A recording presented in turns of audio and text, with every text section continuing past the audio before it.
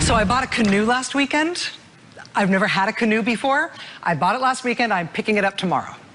Unless the world ends, I plan on spending as much time as humanly possible in that canoe over the weekend. Therefore, I have two things to ask/tell you.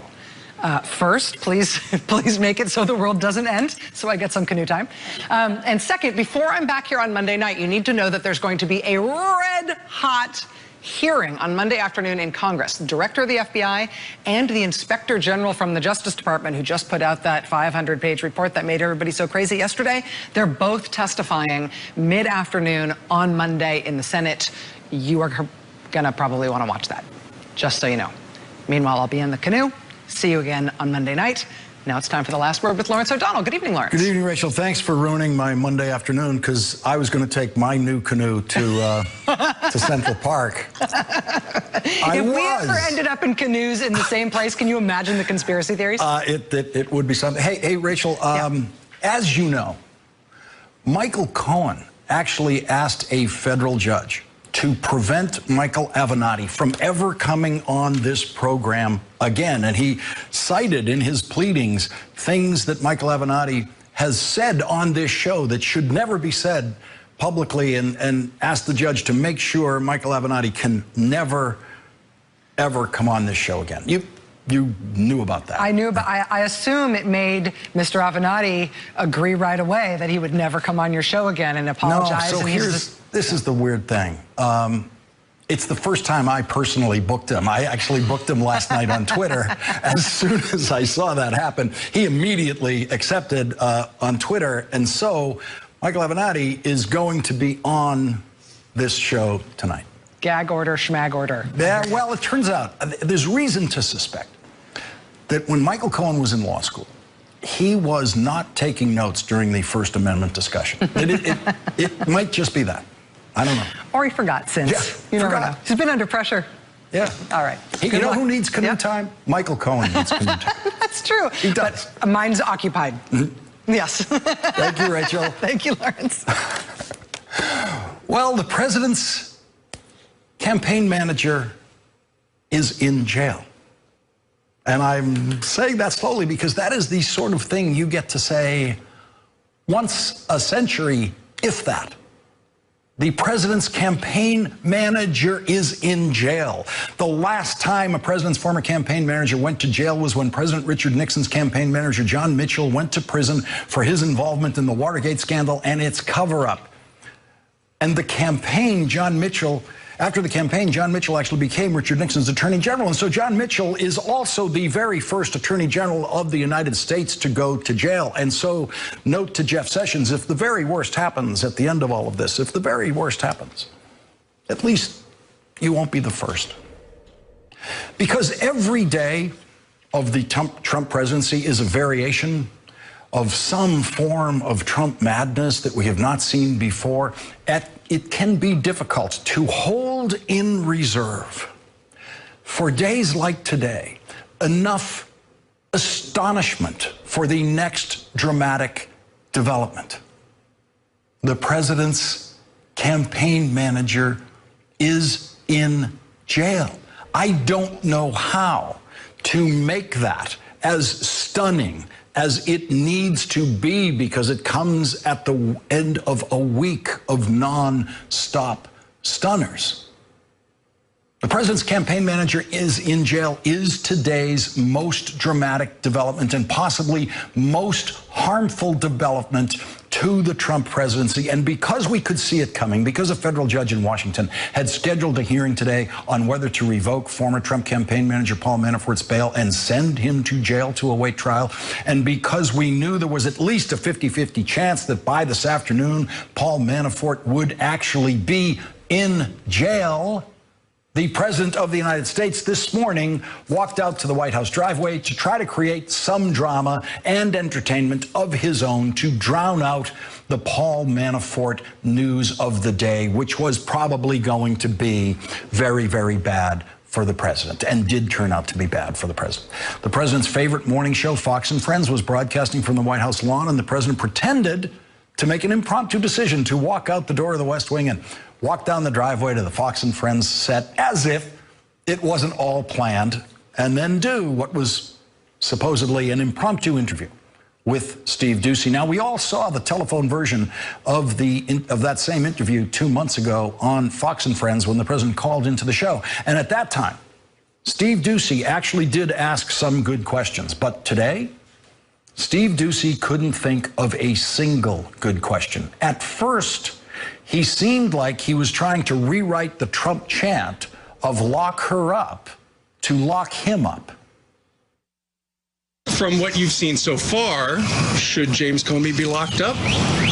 Well, look, I would never want to get involved in that.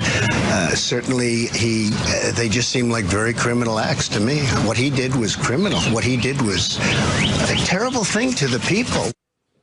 The Justice Department Inspector General's report issued yesterday makes it very clear that James Comey and no one else in the FBI did anything criminal. So the president is lying when he says that what James Comey did was criminal. But he might not be lying when he said what he did was a terrible thing to the people. There is that theory that if James Comey had followed FBI policy and remained silent about the Hillary Clinton investigation, that Hillary Clinton would be president today. And so if what James Comey did was a terrible thing to the people, the terrible thing that he did was elect Donald Trump. The Inspector General's report says that Comey used bad judgment in his decisions to comment publicly on the Hillary Clinton investigation, but that everything Comey said about the Hillary Clinton investigation was true. The Inspector General's report certified Comey's integrity, but faulted his judgment. And oddly enough, even Steve Doocy actually understands that, because the same guy who asked if James Comey should be locked up, a few minutes later, said this. From what we've seen, though, regarding the IG report, it sounds like Comey made some bad judgments, but nothing criminal. And that was Steve Doocy's high point. That was his finest moment in the interview. Steve Doocy and no one else at Fox News is ever going to have a problem with the President of the United States lying about the parents of soldiers who were killed in the Korean War. And as we pointed out at this hour last night, the President has already once lied on Fox News about that by saying that the parents of American soldiers who were killed in the Korean War asked him during the presidential campaign to get their children's, their sons' remains back from North Korea. This is a horrible lie. President Trump has never spoken to the parents of dead Korean War soldiers about that, because all of those parents are well over 100 years old, which means that almost all of those parents are dead. Donald Trump has spoken to 0 of those parents, 0. Now let's watch the ease with which this deeply perverse liar tells this lie about those parents again. He's giving us back our great heroes who died, as you know. We're getting the remains back, and I've had so many people, so many parents, so many fathers and daughters and sons asking me, please, please. Right. This is during the campaign and after. For this president who pretends to worship the military, that is a horrendous lie to tell.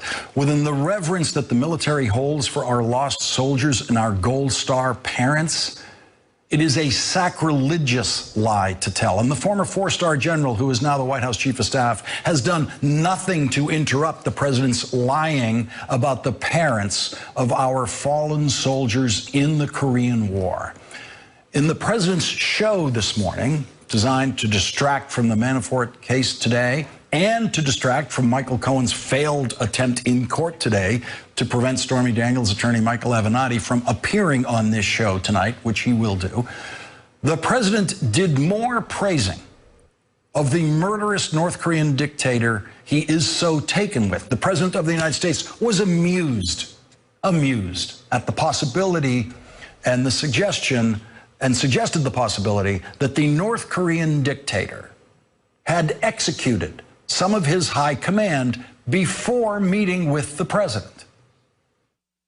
Well, just before you met with him, he cleaned house. 3 of his top generals, some of the hardliners, he fired. Then you go over there, and you took some heat over saluting one of the generals. I think he fired at least, okay? When you say he 3 fired... that we know of. I think maybe fired at least. Fired may be a nice word. Fired, maybe a nice word. Steve Ducey laughs. Yeah, maybe he just killed them. Just killed them. Donald Trump does not even know that the President of the United States is not supposed to approve of dictators executing people around them.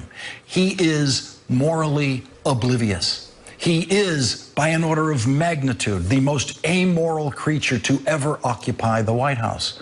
The people who have known him the best, known him the most intimately, have called him a liar and worse. His two previous wives have called him a liar. His first wife called him violent.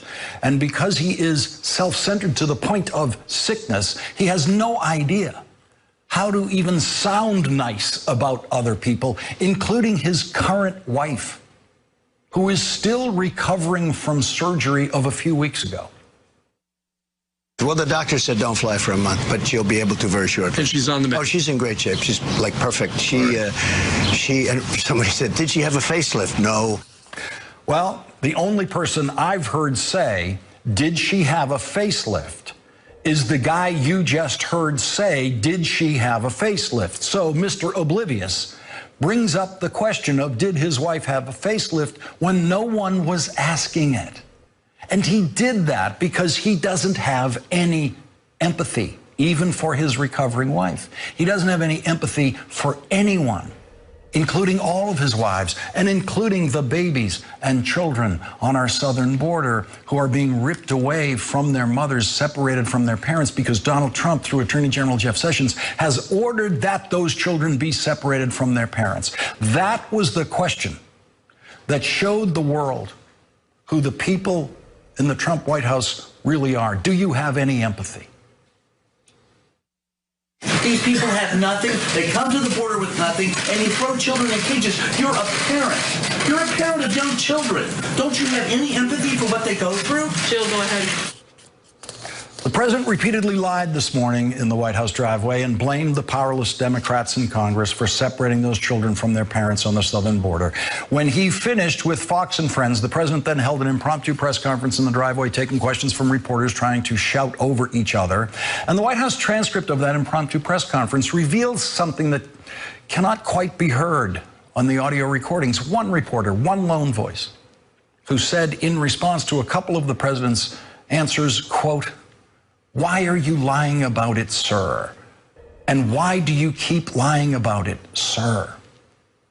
The president never responded to his questions, the most important questions of the day. Why are you lying about it? But that reporter was the one lone voice directly fighting the lying, the one lone voice who figured out that the right question to ask the pathological liar standing in the White House driveway lying this morning was, why are you lying? Lying about the parents of our war dead in the Korean War, lying about the children on the southern border, lying about the Inspector General's report, lying about Robert Mueller's investigation, lying about North Korea, and lying about the liar in the White House who has actually pled guilty to lying to the FBI. I feel badly for General Flynn. He lost his house, he's lost his life, and some people say he lied, and some people say he didn't lie. I mean, really, it turned out maybe he didn't lie. The only person who says that Michael Flynn didn't lie is the pathological liar who was standing in the White House driveway this morning. And who are some of the people who say that Michael Flynn did lie? Well, the only one you really need to mention is Michael Flynn. Michael Flynn says Michael Flynn lied, and Robert Mueller says Michael Flynn lied, and the FBI says Michael Flynn lied, and Michael Flynn has pleaded guilty to lying to the FBI. But most importantly, Michael Flynn says that Michael Flynn lied. That's what's important here. If Donald Trump said one true thing in that driveway this morning, I would show it to you right now, because it would show that he knows how to tell the truth about something, and that would mean that lying is a conscious choice for him. That it's a conscious choice, and that he makes that conscious choice every time. And when you watch Donald Trump in the driveway this morning, you're seeing someone who seems to know that there is nothing in the truth that sounds good for him. Absolutely nothing. And that's why he lies. The truth is so bad for him, he will lie and create a falsehood that his followers will believe instead of the truth. And so he lied about the Inspector General's report. Now, here's the good news. I did nothing wrong. There was no collusion. There was no obstruction. The IG report yesterday went a long way to show that. The Inspector General's report did not say that Donald Trump did nothing wrong. The Inspector General's report did not say that there was no collusion. The Inspector General's report did not say that there was no obstruction. The Inspector General's report said that Hillary Clinton did nothing wrong, did not commit a prosecutable crime, and James Comey was correct and followed Justice Department guidelines in reaching the conclusion that Hillary Clinton did not commit a crime. That's what the Inspector General's report said. It also said that James Comey should have kept that decision to himself and deferred to the Attorney General about how to handle any public information about the Clinton case. The Inspector General's report said that politics did not influence the investigation of Hillary Clinton. The Inspector General's report noted that everything that was revealed publicly by the FBI about the Clinton investigation during the presidential campaign and everything that was not revealed by the FBI about the investigation of the Trump campaign's involvement with Russia during the presidential campaign helped the Trump campaign and hurt the Clinton campaign. The Inspector General's report says that the FBI was not trying to help the Trump campaign, but that was just the effect of their work. And of course, knowing, as the president did this morning, that this could be the last morning of freedom for his former campaign manager, Paul Manafort, the pathological liar in the White House driveway lied about Paul Manafort. You know, Paul Manafort worked for me for a very short period of time. He worked for Ronald Reagan. He worked for Bob Dole. He worked for John McCain, or his firm did. He worked for many other Republicans. He worked for me, what, for 49 days or something? A very short period of time. Pay attention to this. Whenever Donald Trump uses a number, he is lying about the number. Paul Manafort did not work for the Trump campaign for 49 days. Paul Manafort worked for the Trump campaign for 144 days. So basically triple the amount of time that Donald Trump now says that Paul Manafort worked for his campaign. Steve Bannon and Kellyanne Conway worked for the Trump campaign for only 84 days. Like all Trump enterprises, it was a revolving door. People were getting fired for, among other things, incompetence, and then being replaced by more incompetence. And in the case of Paul Manafort, a criminal, or an accused criminal, who a federal judge believes is so probably likely to have committed the crime of witness tampering and is so probably likely to commit that crime again if he was allowed to go home tonight with his ankle bracelets and his cell phone, that the federal judge sent Paul Manafort to jail tonight. And so when Donald Trump is trying to fall asleep tonight in the White House with the TV on, he will actually be the first president in history to be trying to fall asleep in the White House while his former campaign manager is trying to fall asleep across town in jail. Because Richard Nixon's campaign manager didn't go to jail until after he helped Richard Nixon get reelected, and Richard Nixon's campaign manager didn't go to jail until after Richard Nixon had been forced to resign the presidency on the brink of impeachment. There's something new here. The difference between Donald Trump and Richard Nixon tonight is that Donald Trump's campaign manager managed to get himself charged with federal crimes and in jail much faster than Richard Nixon's did. What's happening to Paul Manafort and Donald Trump is happening much faster than it happened to John Mitchell and Richard Nixon. And as Donald Trump gazes at the TV tonight trying to fall asleep in the White House, he has to be wondering what we're all wondering. What does Paul Manafort know about Donald Trump that could be an indictable offense or an impeachable offense? What does Paul Manafort know that he could tell Robert Mueller that could get Paul Manafort out of jail and save him a possible prison sentence on a conviction that could, a sentence that could then last the rest of his life? And as Paul Manafort tries to fall asleep tonight on his first night in jail, he has to be wondering what we're all wondering. Will Donald Trump pardon Paul Manafort? Will Donald Trump pardon the guy who he now says he barely knew, the guy who he now says only worked for the campaign for 49 days? What is Paul Manafort thinking tonight about what the president said about him today? Who do you think is having an easier time falling asleep tonight? Donald Trump in the White House or Paul Manafort in jail.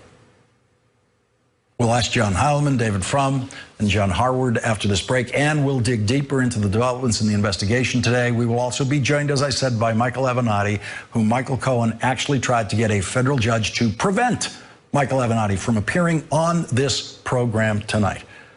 And Michael Cohen put my name and this show's name in his pleadings to a judge about trying to stop Michael Avenatti from coming on this show. And so Michael Avenatti's here to tell you how that all worked out. Joining our discussion now, John Heilman, national affairs analyst for NBC News and MSNBC. He's the co-host and executive producer of Showtime's The Circus. Also with us, John Harward, editor-at-large for CNBC, and David Frum, senior editor for The Atlantic and author of Trumpocracy, The Corruption of the American Republic. And John Heilman, I know the president wants us to talk about what he said in the driveway, especially the lies about it's the Democrats' fault those kids are at the southern border. That was sort of the point of it, right? Yeah, that was, like let's throw out a lot of chum on the water and distract from the rest of the day's news. Well, we don't often have days that are scheduled to be big news, and the Manafort news was right there on the calendar. Scheduled to be big news. We knew it was coming, and tonight is the president's campaign manager's first night in jail. It is an amazing thing, and you know there are a lot of unprecedented things happen in the Trump administration, and we should note them all. But this one, the consequence of this. The seniority, it's not just that he's Donald Trump's campaign chairman. It's not just that he played a much bigger role than Donald Trump wants to admit, not just in terms of days, but the role he played at the moment when Trump was trying to fend off the possibility of a brokered convention, why he brought Manafort in to wrangle delegates, all the importance of the role. It's that he's been dealing with Paul Manafort for 30 years. Manafort and Stone, the touchstones, Roger Stone, the touchstone of his electoral life, Paul Manafort and that firm, the way in which Donald Trump understood Washington and how politics and business intersected in the world for 30 years. The man lived in Trump Tower. He is a seminal figure in Donald Trump's life, and he gets at the thing that Trump has always wanted to wall off. What did I do in my business life that connected maybe to Russia over the course of a decade or more that led to 2015 and 2016 and 2017? The two people who are in that camp, Paul Manafort and Michael Cohen. Paul Manafort now in jail and under more pressure than he's ever been under to cooperate with prosecutors. It is a bad, bad day for Donald Trump. David Frum, do you want to take a shot at that question of which one of them is sleeping better tonight, Donald Trump or Paul Manafort? Well, here's something to trouble Paul Manafort's sleep. Do you remember that weird story about Paul Manafort paying a lot of money for carpets in a Virginia carpet store? Yes. A lot of money, and in a way that made it look like, well, maybe it was a $5,000 rug he bought, and he paid $25,000 and got $20,000 reimbursed to him some way. The reason that story is important is if that story is true, and maybe there's a perfectly innocent explanation for it, but if not, that's a crime under Virginia law, not under federal law. Paul Manafort owns all kinds of real estate in New York City. If that money, New York, before the Great Depression, was the center of financial regulation in the United States, and all of those financial regulations from before the Great Depression and the SEC are still on the books of New York State. He can trip over all kinds of New York State laws about fair dealing and wire fraud. And the president can't pardon those either. So that may trouble his sleep, that he has Virginia and New York State liability. John Harwood, the president did finally talk about the Inspector General's report this morning on Fox and Friends. He was strangely silent about it yesterday. And of course, you had summarized it in a tweet-size executive summary for him, which I read on the show last night, where there was no good news really for Donald Trump in the Inspector General's report. But he tried to invent a version of the Inspector General's report today that was somehow favorable to him personally. Well, there are things that are unflattering to some people in the report, including James Comey, including Peter Strzok and Lisa Page. But if you look at the underlying reality of that report and what the Inspector General Michael Harwitz concluded, it is that the investigation was conducted with integrity, and that the decision not to prosecute Hillary Clinton was also made with integrity. That is to say, not influenced by bias, not influenced by improper considerations, all drawing upon the experience the law and the past department practice. The one thing I want to add to what David and John were saying, I think the other thing that's going to trouble Paul Manafort's sleep, our colleague Ken Delanian this afternoon did some reporting about what the jail that we think Paul Manafort is going to, that place is crawling with cockroaches, and you've got a guy who has been used to an incredibly comfortable lifestyle that, according to Robert Mueller, was financed with ill-gotten gains, and he's sleeping with cockroaches tonight. Paul Manafort's a man who likes a high thread count, Lawrence. He likes the high thread count. The thread count in this penitentiary is not going to be so high. The cockroaches are all part of the pressure on Paul Manafort. There's a way out of jail. Right. There's a way out of jail tonight. He doesn't have to even spend the entire night if he gets the word to Robert Mueller that he's willing to cooperate. Well, and I'll say, Harry Libman raised this when the Manafort witness tampering thing first came up. People speculate a lot about whether or not Trump has offered him a pardon secretly. It makes no sense. Now, Trump is obviously dangling pardons for a lot of people. But if you're Paul Manafort, and if you believe, really confidently you believe that you're going to get a pardon from Donald Trump, why would you start tampering with witnesses? It makes no sense. So I think everyone who knows Donald Trump well, and Paul Manafort does, just like Michael Cohen does, none of them consider him reliable on this question. So he can dangle pardons, but no one considers him reliable in any aspect of his life for reasons of character that you've amply outlined on the history of the show. They all know him well enough to know you can't count on Donald Trump. Even if you had an ironclad contract, even if you had an ironclad promise, he could still renege, and he hasn't given out ironclad promises or contracts that anyone knows of so far on this matter. And that is precisely the right point, guys, because, Lawrence, you talked about the void of empathy in Donald Trump, which he has made clear over and over. If you're Michael Cohen and you're the guy who said, I'll take a bullet for Donald Trump, I'll do anything for Donald Trump, it is obvious right now that he is feeling that Donald Trump has no intention of doing the same thing for him.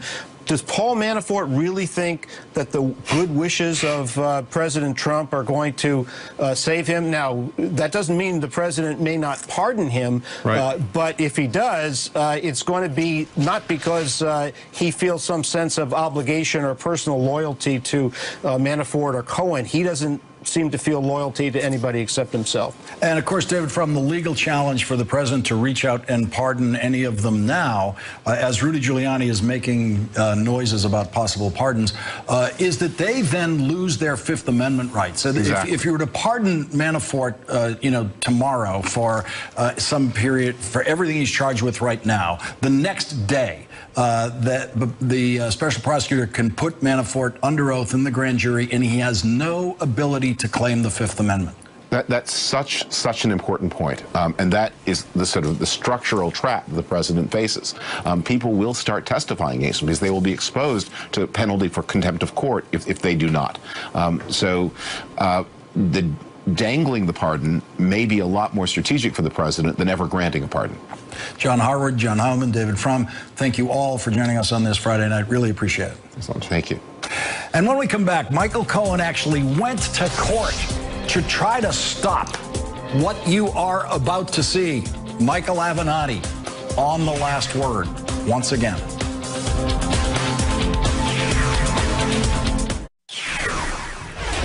What you are about to see is something Michael Cohen went to federal court to try to stop. Michael Cohen, Donald Trump's former personal lawyer, asked a federal judge to prevent Michael Avenatti from coming on this show again.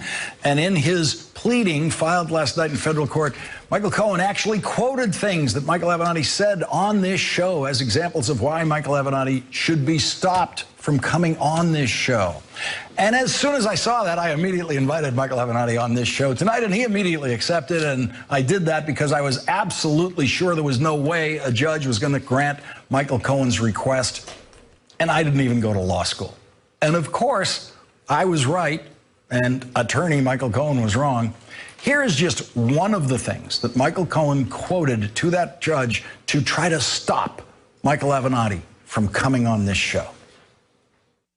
I mean, this is the guy that handled all of the nonsense for the president for the better part of 12 years, okay? This is the guy that knows where the bodies are buried, and I believe that he's going to sing like a canary because he's not going to have any choice but to try to save his family and the people that he cares about, and he's going to be out of money. Okay, now, no more of that. Joining us now, Michael Avenatti, the attorney for Stormy Daniels. Now, no more of that where the bodies are buried stuff, okay? Just... Lawrence, you may not be an attorney, but you're 10 times the attorney that Michael Cohen is. Let me just say that. I can't even take that as a compliment, because 10 times the attorney he is shockingly low.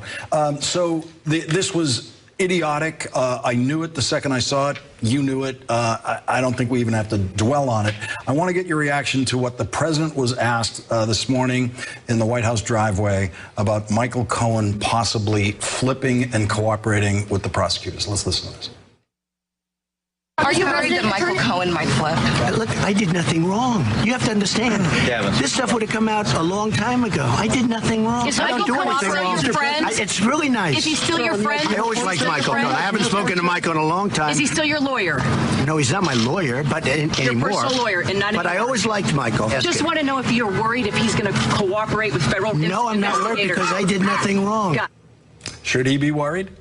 I think there's no question he should be worried, Lawrence, because again, I mean, this was his right-hand attorney for the better part of 10, 12 years. And I think of all of the people on the face of the planet that have damaging information about this president, I think Michael Cohen is at the very top of that list, even above Mr. Manafort. We know where he's spending tonight. This is a terrible development for the president. The noose is tightening on Michael Cohen. There's no question about that. And look, I keep saying the same thing. I'm going to say it again. I don't think this is going to end well. I think, you know, what's ironic about what we just saw, it wasn't too long ago, Lawrence, that I was sitting in this chair and you were sitting in that chair and we had these cameras here and we were talking about Air Force One. And we were talking about this president on Air Force One in early April, talking about the fact that people needed to talk to his attorney. Present tense, his attorney, Michael Cohen. Yeah. Well, that was only 2 months ago. So he says that he hasn't talked to Michael Cohen in a long, long time. Well, you know, I don't think 2 months is a long, long time. We know that he's spoken to him in the last 2 months. And in fact, he's admitted that. So, you know, again, what you're seeing here is he's trying to distance himself from Michael Cohen today because he knows what's coming down the pike. So in a federal court in Manhattan today is evaluating the evidence that was obtained in the Michael Cohen raid. All sides asked for, and the judge agreed to, an extension of the deadline for finalizing what evidence is going to be admissible in court, what evidence would be preserved through attorney-client privilege. We learned more things about what the government is in possession of today in that session that they got from Michael Cohen. What do you think are the most important pieces of information we learned about that today? So there used to be a show on A&E called Hoarders. Yes. Lawrence. Yes. Okay, and it ran for about 7 years. And every show would cover 1 or 2 people that were hoarders. And they would hoard things in their home, usually. And they would film them. Well, it turns out that during that 7-year time period, Michael Cohen was actually the star of the show, but they never followed him. Because what we've now learned is that he hoarded a whole host of things. Documents, and cell phones, among other things. So one of the things that we learned today, and I find this to be shocking, and I think this is going to prove to be very damaging to Mr. Cohen and to Mr. Trump, is that the government was able to decrypt, if you will, over 700 pages of text messages and call logs from Signal and WhatsApp to apps that are used for encrypted communications. Evidently, Michael Cohen never cleared out his phone log, never cleared out the text messages before the FBI seized the phones. I predict, Lawrence, that this information, this 700-plus pages that was first disclosed today, is going to prove to be incredibly damaging and very, very fruitful for government investigators. They also said that they have rebuilt material out of Michael Cohen's shredders, about 16 pages worth of shredded material that they put together. And as to the thing Michael Cohen tried to do to block you from coming on here, just to get it straight for the audience, you didn't even file an opposition to this motion of Michael Cohen's. The judge just threw it out instantly and kind of ridiculed him for filing it and said, okay, if you want to make this motion procedurally, even procedurally correct, we'll let you do that later in July. But that's why you're here, is the judge wouldn't even consider what Michael Cohen asked him to consider. That motion faces a very, very high bar because of my First Amendment rights and the like. And look, here's the other thing that's really important, okay? How many times have you invited Michael Cohen to come on the show or one of his representatives? Michael Cohen, please, right now, come on the show. Right? I mean, you want. Many times. It's not as if I'm the only person that gets invited on these shows. Michael Cohen could come on the show. Michael Cohen had David Schwartz on a whole host of shows early on until he put his tail between his legs and went home around the time the FBI raided Michael Cohen's office, etc. So they have the opportunity to come on the show and face you and others and answer questions. They could even go on Fox and Friends, but they don't. And there's a reason for that, and that is they don't want to answer questions about the truth, the facts, and the evidence, period. How much time do you think we're looking at here with Michael Cohen if he is going to cooperate with the prosecutors? Because every day he doesn't costs some very serious money. Well, not only does it cost him money, Lawrence, but it also, he's running a very risky game at this point, okay? If in fact Bob Mueller ultimately concludes that a sitting president cannot be indicted, Michael Cohen could be left with no chair to sit in when the music stops, meaning he may not have anyone to roll up on or trade or flip on, okay? If I was advising Michael Cohen, I would have told him months ago, we need to get you in sooner rather than later so that you actually have something potentially to trade. With each passing day and each passing week that this guy sits on the sidelines, he's running a big risk. Michael Avenatti, congratulations on still having your First Amendment rights. I'm never happier to be here, Lawrence. Thank you. Thank you very much. When we come back, Donald Trump's solution to what's happening to the children being turned away from their mothers on the southern border is to simply lie about the children and their mothers. That's next.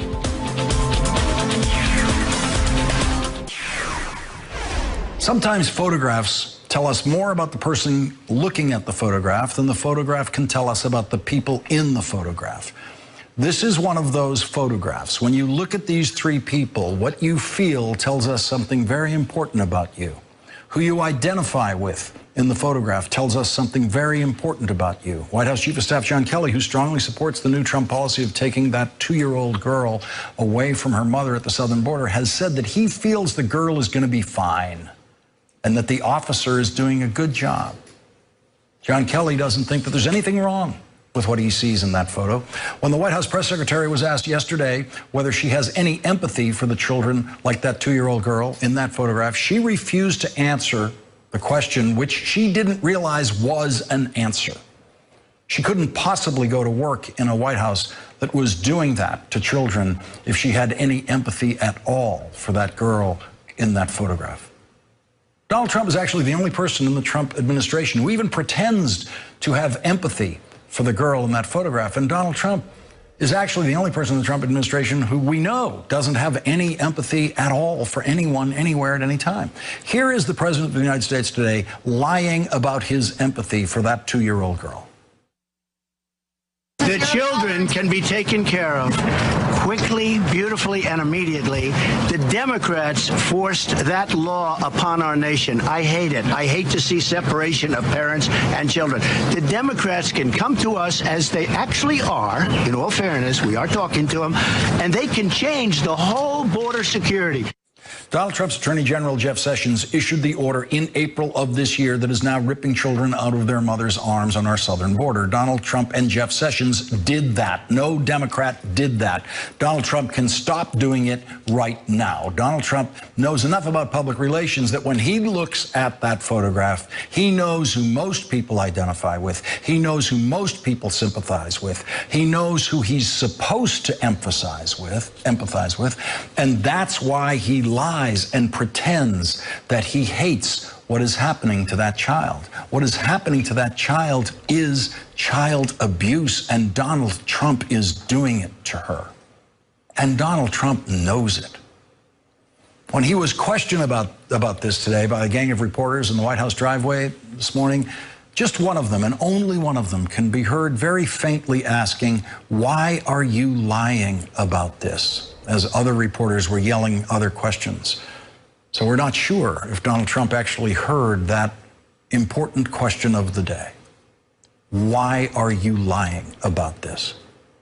When we come back, Maria Teresa Kumar will join us on the Trump policy on our southern border, which the New York Times editorials now call heartless, and which this picture shows is cruel and unusual child abuse.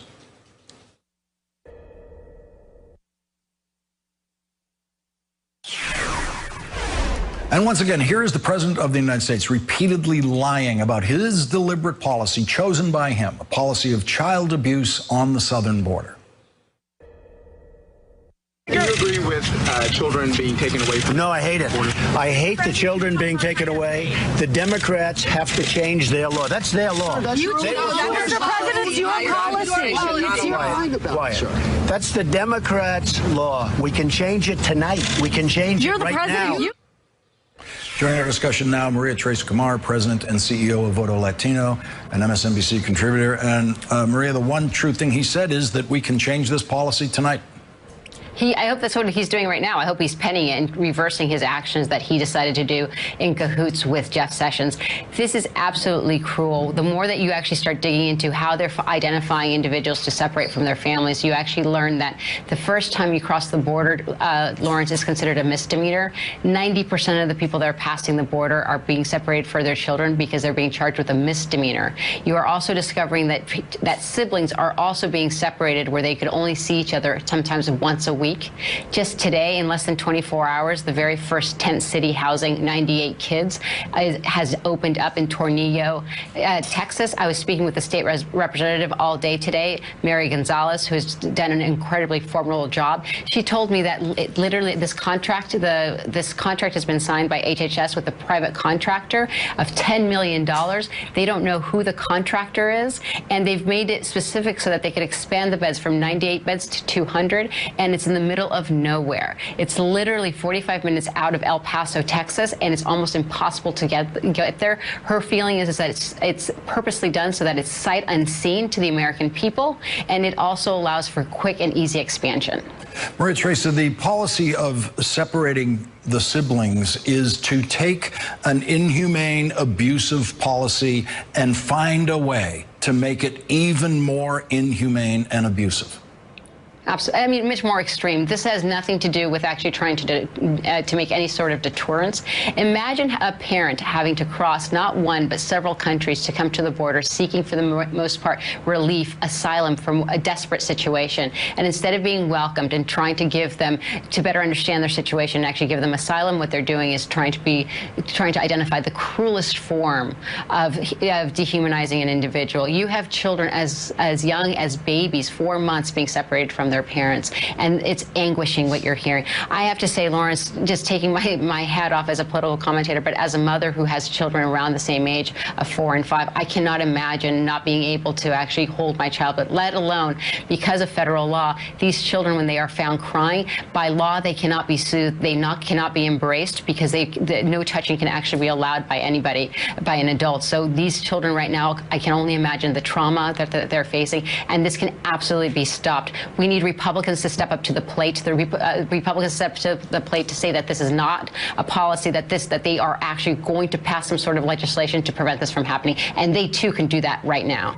It seems very clear, Maria Teresa, that when people in the Trump White House and the Trump administration look at that picture of that 2-year-old girl that we were just looking at, they don't see their children when they look at children like that.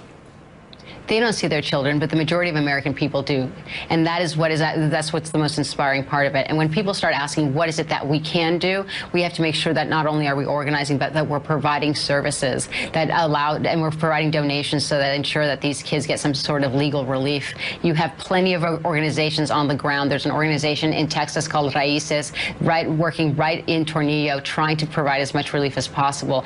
When I was speaking to Mary Gonzalez earlier this afternoon, there's just not enough resources for the demand. Her concern is that literally that they're basically creating a space for expansion, and we as the American people have to be present, and we have to demand that Congress acts as soon as possible. Maria Teresa Camar, thank you very much for joining us tonight on this important story. Really appreciate it. Thank you. Thank you, Lawrence.